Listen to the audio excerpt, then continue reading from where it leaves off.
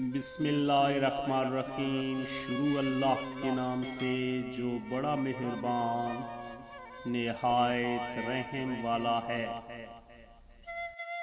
دوستو، کردار صرف عورت کا ہی نہیں ہوتا، مرد حضرات بھی جب کردار سے گر جائیں گے تو بد کردار ہی کہلائیں گے۔ مرد بھول جاتا ہے، معاف نہیں کرتا، عورت معاف کر دیتی ہے مگر بھولتی نہیں۔ عورت محبت کرنے والے کو شاید بھول جائے لیکن عزت دینے والے مرد کو کبھی نہیں بھولتی۔ ذلت اور رسوائی کے بعد بھی اگر کسی کو محبت پر قائم دیکھا ہے تو وہ عورت ہے۔ بد کردار عورت کو کوئی نہیں اپنائے گا، لیکن محبت کے جال میں پھنسا کر عورت کو بد کردار بنانے کے لیے ہر کمینہ آزمائے گا۔ عورت کبھی ادھار نہیں رکھتی، محبت، عزت، خوشی، نفرت، وفا سب دگنا کر کے لوٹاتی ہے۔ عورت کبھی محبت نہیں کرتی، وہ صرف اپنا محافظ ڈھونڈتی ہے۔ مرد کو ہر وہ عورت بد کردار لگتی ہے جو اس کے علاوہ کسی اور کے لیے میسر ہو۔ عورت کو ہر مرد سے ڈر لگتا ہے، عورت کو ہر مرد سے ڈر لگتا ہے سوائے اس کے جو اسے پسند آ جائے۔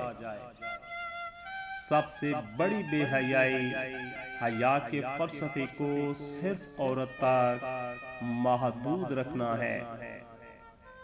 جیسا مرد ہوگا اسے ویسی ہی عورت ملے گی، یہ قرآن کہتا ہے۔ مرد تو وہ ہے جس کے سائے میں عورت خود کو محفوظ سمجھے۔ کسی نامحرم کی محبت میں گمراہ ہو کر اللہ سے شکایت نہ کریں، کیونکہ جس رشتے کی اسلام میں گنجائش ہی نہیں اس میں بھلا برکت کیسے ہو سکتی ہے۔ عزت کے بغیر محبت کا کوئی وجود نہیں۔ شادی کے بعد عورت کی